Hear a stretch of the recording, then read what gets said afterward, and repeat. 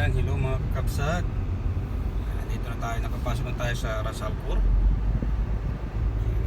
Hindi tayo pwedeng mag-video kasi sa Siksayet o doon sa business bay kasi may mga camera doon. So, mahirap na mga kapsat. So, dito na tayo. Pero check ko naman tong Audi na to. Yung ayos naman yung yung performance niya. True na napalitan siya ng makina.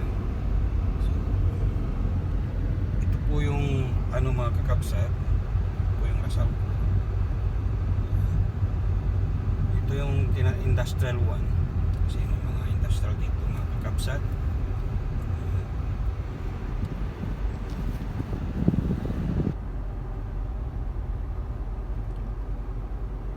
Kung bago lang kayo dito sa aking website, sa aking YouTube channel mga kabsat,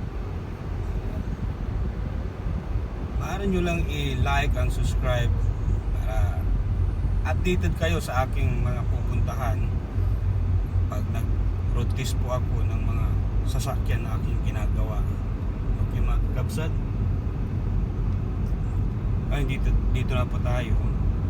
Hanapin na tayo dun sa garage namin pupuntahan, kung saan doon namin pinapalitan yung mga makina, inaayos yung mga ibang mga sasakyan.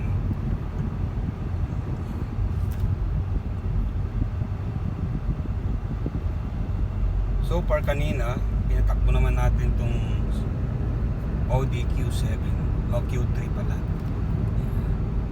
more than 130, 140. So far wala naman bago-bago. Yung ayos naman yung takbo niya. So dito na tayo, magsisignal na tayo sa right. Okay. So paano po mga kapsat, paalam po. Dito na lang po. Bye.